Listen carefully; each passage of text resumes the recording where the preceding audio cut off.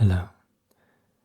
If you are watching this, then chances are you are subscribed to my channel because of math sounds.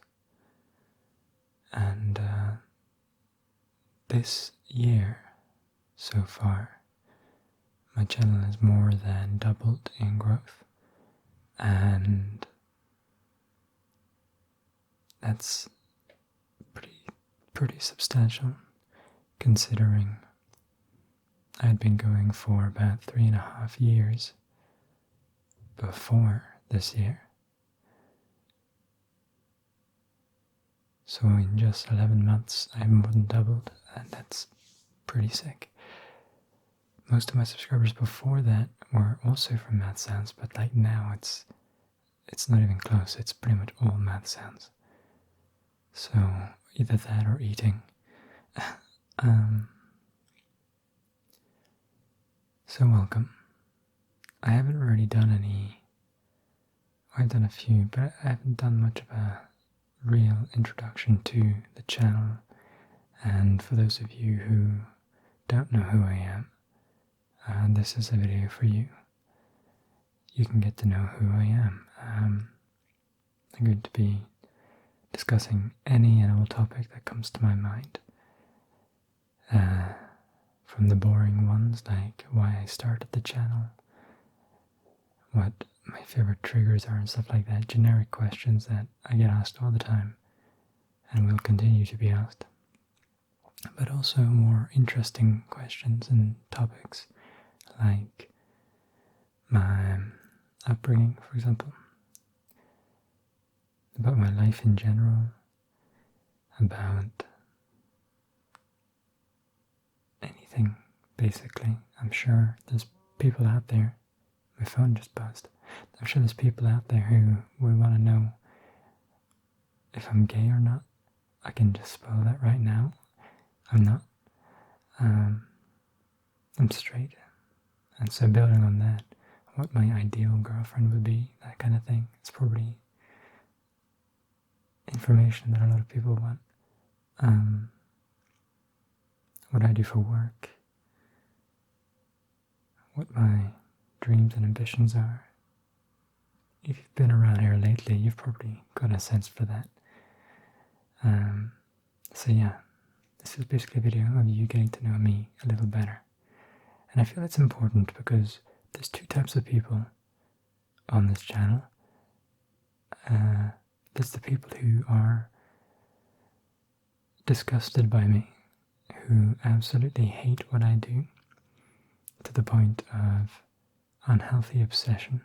And then there are the people who really love me, to the point of unhealthy obsession. And I'm trying to just pull everyone back a little bit from both ends, because I'm just a person, and I don't mean to do any harm. I also don't mean to become the only person that has any meaning in your life when I have no idea who you are. It can get weird online. Not that I mind, I'm a weird person, but you know. So let's start with the basics. My name is Ben. Hello. I make ASMR videos, but I do a bunch of other things. I got into ASMR simply because I wanted to, and someone needs to stop texting me. God damn. This is why you turn your phone off or put it on. It's on silent. It's just buzzing. Anyway, it's far away. I started watching ASMR back in 2011, 2012, hovering around then, and I always liked it. So I kind of just said to myself, okay, one day I'm gonna make a channel.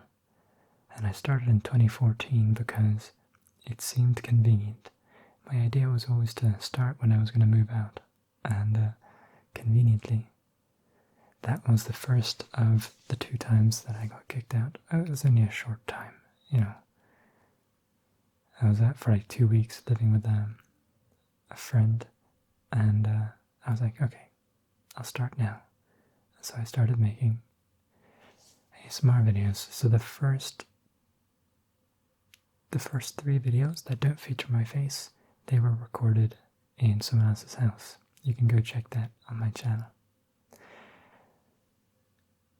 But I then moved back in and figured I'd keep going. And so I did, which is where the famous green, comfortable armchair came in. I made a bunch of videos there, including the infamous slightly drunk math sounds video where I hold a doll's head. That's pretty fun. Yeah. Anyway, I basically just figured I'm gonna be good at it, and I like ASMR, so why not? So I just did it, and I haven't stopped. In fact, I've had a lot of reason to stop. Most people would have. I got kicked out of my house again in 2015, in May, and it was for 3 main reasons. One was that I had a room that was not entirely taken care of. It wasn't clean. Basically, I didn't clean my room, is what it boils down to. The second reason, I wasn't really partaking in my family's religion anymore. It's not like they have their own, but it's a branch of Christianity. It's an private organization, basically, and I wasn't really feeling it anymore. And that definitely contributed. They will argue now that it didn't. My family, or my mother would, but that isn't true. Because I can remember. Well, I can get to the third reason first. I'll talk about it because it's connected. The third reason is my ASMR channel. I made ASMR videos and they knew about it. That's the thing. They knew that I did this.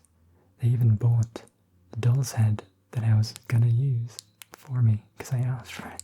So it's very weird that I guess they didn't really know what it was and didn't care much. But eventually they saw my channel, and my mother especially was disgusted with it, which is silly, but whatever. But I remember distinctly that she said that I could stop doing my ASMR videos and start going to religious meetings again, and I could stay at home. And that's not my style. That's not how I do things. I have to be me, and if I can't be me, then I can't function. I don't see the point in life. So homelessness seemed like a better option. Except it wasn't gonna be homelessness. At the time I had a job that I worked like online. I worked as a network manager for a YouTube network, and it paid okay, paid well enough for me to be able to live somewhere else. I think it was about $750 a month, which is pretty good. It was a long hours, but I liked it. Then the company that I worked for got a new chief operating officer who didn't really understand anything. It wasn't really his field of expertise, but it was the brother of the dude who founded the company. And he wanted to get a grasp of everything, and so he just kind of wiped out about 100 employees, just shut down everything and restarted, basically, which sucked, because we were doing a good job and growing quickly, so. But again, he didn't seem to have any idea what he was doing. Whatever. So then I was without a home, I was without a job. The religious organization also didn't like my channel and told me not to come back unless I stopped. So I was pretty much entirely alone other than this channel, so we've been through a lot together, or at least the people who have been here for a while. So then I moved to Sweden.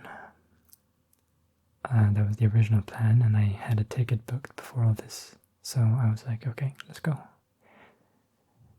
So initially I stayed at a hotel in Stockholm for a couple of days, then I travelled north, to the north of Sweden, and lived in a fan's apartment actually for a week and a half, and then I lived in a tent for 2 to 3 weeks. Then I moved to Germany to live with someone that I didn't really know, but I had talked to, because he worked on a project called Skywind as a musician. He's also the musician for my current game project, but we'll get to that later. And then I moved to Denmark after 3 months or so to live with my childhood best friend, who I hadn't really talked to much for the last 4 years at that time. And after all of this, I got some inheritance money and could move back to Norway. I say back. I grew up here, but I lived in England with my parents before all this happened. With my mother, anyway. Yeah, and then I have lived where I live now ever since. Whew, that's a lot of information. So yeah, I have been homeless. I have travelled all over Europe to survive. And it is in part because of my YouTube channel that I managed to stay sane during that time. It was kind of my common connection between all the different places that I was going, all the changes in my life. I had like one anchor. So my channel does mean a lot to me. It's sort of always been a place I can be myself, which is also why, no offense to the haters, I just don't give a fuck at all what you think. I can't give a fuck. I might reply on occasion, but don't make any mistake. I do not give a fuck. Absolutely zero fucks. My life goes on. There are sometimes I would like to understand people's motivations more. I would like to know why people feel the need to say what they say. I've noticed a lot of people who hate our children, and I don't mean that as a derogatory term. I mean like literal kids, like 11, 10-year-old, 12-year-olds hovering around that age with Roblox channels, Minecraft channels, or they have videos of like them and their pets, that kind of stuff. And I'm like, what are you doing on my channel? And just spouting the most horrible shit. Adults generally behave. They see something they don't like and they just move on. Kids are horrible, which is weird. But also, it kind of adds to that. It adds to that not giving a shit part, you know? Like, why would I give a fuck what a 10-year-old has to say about me? It's so weird. Like, these people, they think their opinion matters at all. I don't know, I don't get it, personally, but like, just have a look at any comment section. People who are, like, really horrible, chances are they're a kid. It's kind of weird. So if you're gonna start your own channel, don't mind the hate. They are almost definitely children. I don't know. I don't know who hurt them. I don't know what kind of upbringing they've had and what homes they come from or live in currently, but it's sad, honestly. And so I don't mind it so much. I hate spam. If you comment several times on a video, that gets deleted because I can't stand spam. But the actual hate itself, I just kind of feel sorry for the people because they clearly have nothing better to do. And at that young age, when you should be out playing or playing video games or whatever, I don't know. Seems like a waste of childhood. I just hope they grow up to do better. Anyway, more about me, because that's kind of the point in this video, I suppose. I have recently been diagnosed with autism. Some of you still don't know that. I haven't talked much about it, like, since I was going to psychologist, and since my diagnosis I mentioned it then, and then it's kind of been, I don't need to bring it up all the time, but I do have autism. A lot of people are confused. They don't understand. They're like, you don't seem like you have autism. Congratulations. I hope you've learned something new, that not everyone comes across as a completely non-functional member of society. Not that people with autism necessarily are, but that's kind of my point.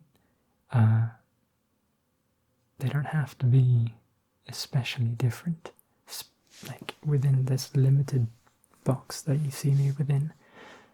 Yeah, I'm gonna seem pretty normal. Well, except for the mouth sounds and the Jesus Christ suicide roleplays and the Hitler roleplays and the other roleplays where I rip someone's face off. I'm pretty weird.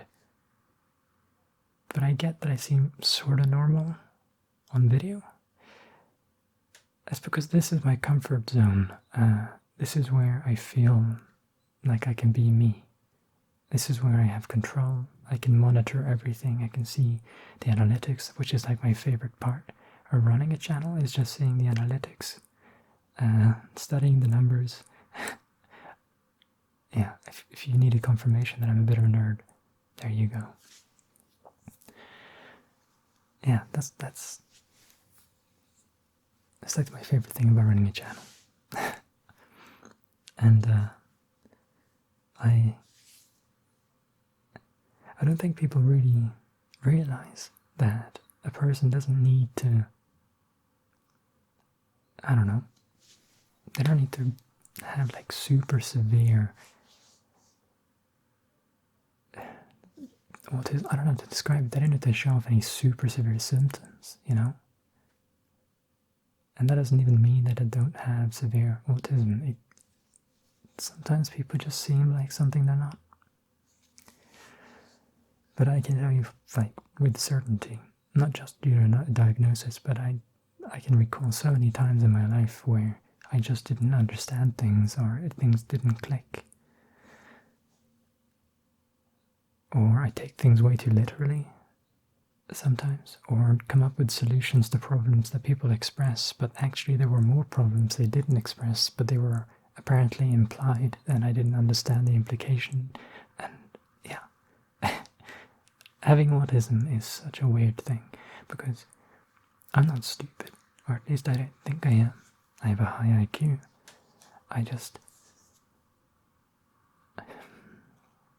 Sometimes you just don't get it, it just doesn't, it refuses to click. Yeah. So, in case you thought it was weird that I had autism, or you didn't expect it, it doesn't have to be that obvious. I think if you knew me, it would be. If you saw me interact with people in real life, how I dress. I went to work like this. Speaking of work, I work as a bartender, but at the bar I don't dress like this. I've recently started working as I don't really have a job title, but I will be helping to set up a new media studio at a youth culture house. So they'll be setting up music production, filmmaking, live streaming, that kind of thing. And I'm in charge of that. And what's interesting there is that they are well, I guess it's not that surprising, but they're pretty cool people. They let people be them. That's kind of half the point, I suppose, but I don't know. You never know when you get a new place to work. Anyway, I go like this, with my round sunglasses and trench coat. I don't need to dress like that. It's not like it's part of the uniform. This is what I like to dress like. This is my preferred outfit. Most people, they don't walk around like this. You know, it's not because I have autism that I wear this. It's just, I don't know. I think people have noticed a certain trend from people with autism. A lot of fedora wearing people with suits and whatever. Like that's their preferred outfit. I definitely see myself there, except I'm not much of a fan of the fedora. I have one. I have two, actually, but that's more for role plays. Agent hat. I don't wear them regularly. Yeah, I don't know. I don't feel like it's that weird. Anyway, I should stop talking about autism. I'm rambling. What else is there to know about me? Oh yeah, I was going to talk about girls, wasn't I? Okay, well, I might as well mention it. So, I like girls. Not much of a fan of guys. Although I have experimented in my life. When I was in my teens, even when I wasn't in my teens, even younger. I think part of the reason I experimented with guys is not because I wanted to be with guys, but rather because when you grow up in a really strict religious organization, you aren't allowed to talk to girls even before people start getting suspicious. To give you an example of that, I was sitting in a sofa watching TV, and a girl 2 years younger than me, I was 19, she was 17, she was sitting in another sofa watching TV. We were like several meters apart, not talking to each other, not looking at each other. We're just watching TV. When everyone else was awake, it wasn't like this was 3 a.m. And my mother stopped me in the staircase later that night, saying that it wasn't suitable. Like, that's not the kind of thing you do. So if you're wondering how strict this religious organization was, well, there you go. Pretty fucking strict. When you're not even allowed to exist in the same room as a girl. As an adult, it's ridiculous, to be quite honest. And it is part of the reason why I suck at interacting with people in real life. I have been completely and utterly socially neutered. I have not had the opportunity to experience life as a teenager like most people have. As a kid, I was allowed to be mostly free. As a teenager, not at all. And everything you do has to be hidden. Everything you do, like, if I can't be with girls, I'm still horny. I'm still gonna want to do things.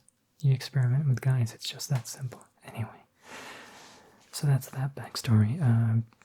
As for what my ideal girl would be, it's hard to say. Partly because I'm not that picky. As long as you are attractive to the point where I think you're attractive, that's kind of all that's needed. There's no set, like I need like a 7 and above. Nah, if I'm mildly attracted, everything that matters after that point is personality, really. You just gotta be cool. It also really does matter to me whether or not you let me be me. I want to be me. And if I can't be, then I'm out. Which is another thing that you should know. In a relationship, I don't do bullshit. I don't take shit from anyone at any point, in any way. If if you're being unreasonable, I'm not going to fight for that shit. I'm out. Gone. Whoosh.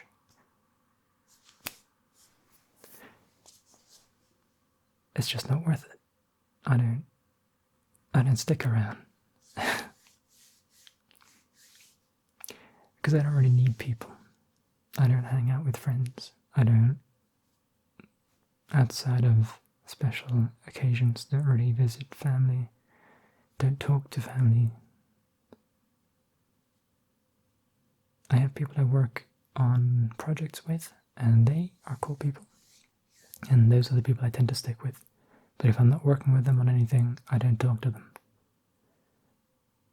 So for the most part, I'm alone, and I function perfectly fine on my own. I would like to experience more. I would like to have one girl that I can be with, but it absolutely isn't worth arguments and bullshit. Thankfully, I don't create any arguments or bullshit. I don't, well, it depends what you call an argument. Discussions are awesome, in my opinion, and I like discussing things, but like as soon as it gets malicious, as soon as it gets heated to the point where it's anger, no, I'm gone. That's not me. That's not worth it, no matter who you are.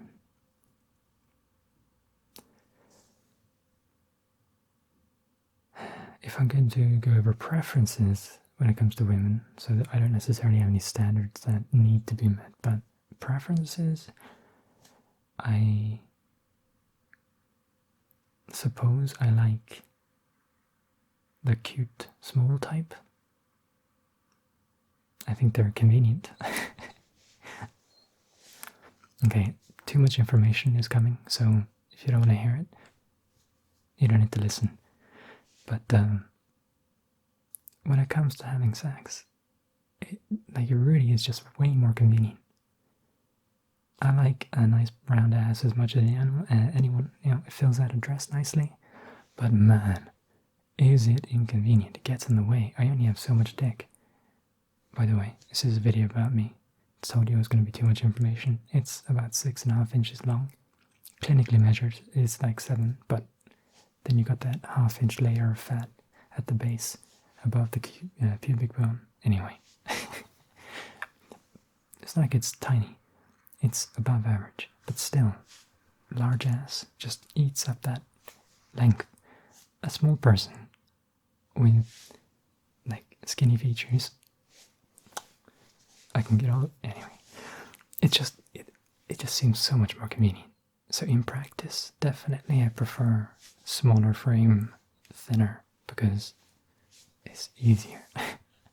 I'm a practical person, alright? I gotta reset my recording. I only have half an hour at a time. So 1 second, and I'm back. Yeah. So I do prefer, honestly, the smaller the better. Like, I wouldn't mind a dwarf. I don't know. Little people, can I just say, it sounds so much more offensive.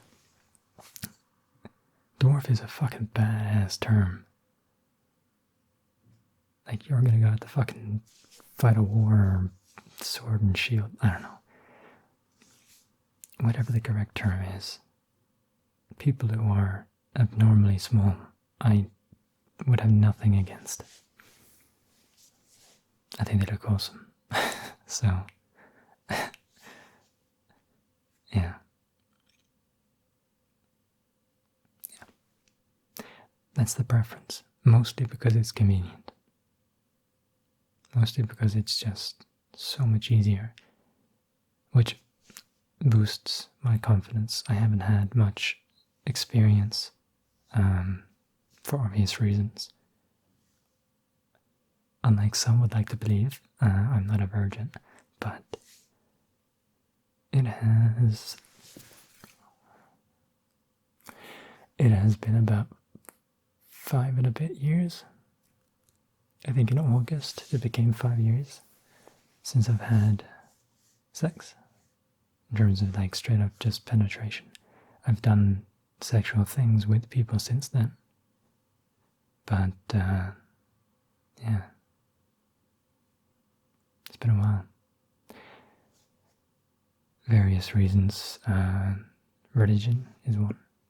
When I did it then, it was in secret and no.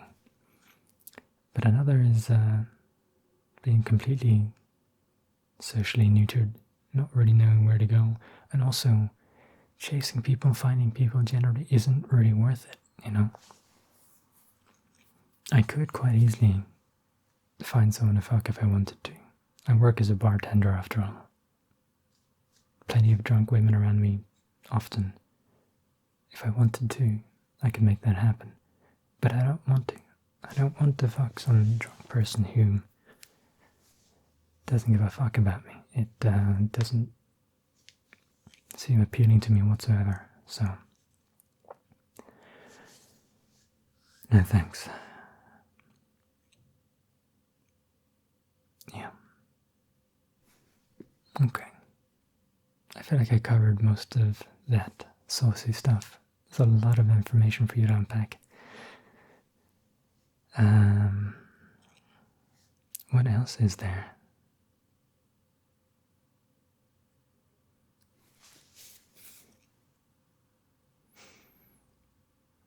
I can talk a little bit about my childhood, I suppose. When I grew up, I played games a lot on the computer, but I also hung out and built huts. That was a big thing in our street, with all the kids in the street would build like structures in the forests. So we would grab like wood and nails and various other things and we would build, and that was really fun. And then we would have like, not wars with each other, but you know, this would be our hut and that would be your hut, and we built these entirely on our own. So that was really fun. Stuff like that. I think that was a relatively unique experience. I don't think I know anyone else who had a street, like an entire street of kids that were all playing together and like building complex structures together. I think that's a pretty unique experience. So that's awesome. But yeah, like I said, also played games. I grew up with video games like since the beginning. My dad worked with computers, and so we had plenty of computers, probably like 20 at a time in our house, at least when we lived in Norway. I can remember there being a stack of old Mac computers with black and white screens, like old Macintosh, probably like Mac OS 7 or something on them. Or maybe even older. I can't remember. Because Mac OS 9 was color. I don't know, Mac OS 8 was probably the earliest version that I ever used. Yeah. Anyway, my experience with Macs and PC go way back. Oldest PC that I used is DOS, and like I said, oldest Mac was probably Mac OS 8, if that means anything to you. But you know, I have a decent amount of experience with computers and games as well.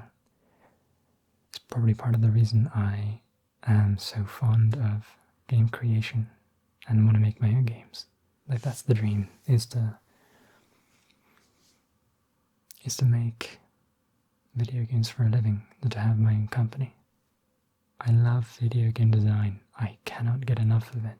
I love making all the little things go together. I love designing a game that is so elegant that it's essentially just a piece of art, you know? Where you teach the player through gameplay, partly you set up systems for them to explore that are intuitive and feel good and are still different from what exists. You sort of take a genre or game idea and you make it better than it ever has been through ways that are,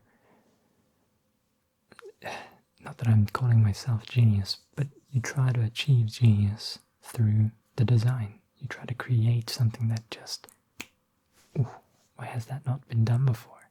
And I feel like I have a bit of a knack for that. So the game ideas certainly that I've come up with are awesome, in my opinion, but also the execution hasn't been terrible. The current game that we're working on is called Sneaky Funk, and it has an unconventional control scheme. There are multiple reasons for it. Mostly the departure from ranged combat over to melee combat for top-down roguelite games calls for a different control scheme that encourages you to get close to your enemy and be comfortable around them instead of running around like avoiding them at all costs while shooting at a distance. You sort of have to force the player to play right.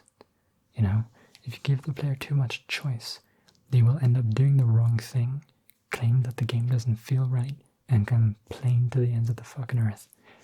Instead, we create an unconventional control scheme that forces them to learn how to play the game properly, and then it'll feel good. Like once the control scheme clicks, and you manage to use the abilities that we have even in the prototype correctly together, like you would roll, which turns you around, and then dash, which then dashes you backwards. That as a combo is a nice way to get out of a sticky situation. Or just being comfortable enough to stand still, hit an enemy, see their attack animation come, roll through them, and you don't have to worry about your mouse movement. You can just keep wailing at them because your character is automatically turned around from the roll. Anyway, there's a lot of little bits and pieces. Also designing how the room generation is going to work, so that we have inner tiles and outer tiles, how they work together so that the perspective works and it looks right. Sorry, my voice is so unstable right now. I don't know, there's weird nerves in me, and I don't know, it's just a really raw and honest video, and it's not like it's too different from what I've done before, but when that's the focus, I don't know. The thing is, I know that maybe 3-4% of people are still watching, and most of them will be asleep. So I guess people aren't hearing this. But if you are still hearing this, I'm gonna probably stop talking. Because I feel like I've covered most things and I could ramble on about game design all day, but what I'll do is, if you want to know more, link in the description. The ASMR Nerd, which is another YouTuber, he's going to be premiering a new video today where he showcases our game. Now, unfortunately, there's a graphical glitch that he encountered where it cuts off the screen, so it looks a little shit. But that's because he's running it at a much higher resolution than most. Anyway, it's a prototype. He'll be playing our game, talking about it, and encouraging people to add it to their wish list, which you should totally do as well, because we need to do that to get funding. So, yeah, click the link below, and you can add a reminder to see the video when it releases at 7 p.m. Pacific time. Yes, 7 p.m. Pacific time. It will be going off, and I'll be in the chat, because it's a premiere. There'll be a chat that you can talk in, like this video had, and yeah, if you want to know more about the game there, you can find out there. I hope that I covered everything that I said I would at the beginning of the video. I think I did for the most part. If I didn't, hey, whatever, I guess. You still got the nail on. I will leave you with that. Good night, or good morning, or good afternoon, or good evening, or good day, or fuck off. I go watch the math sounds.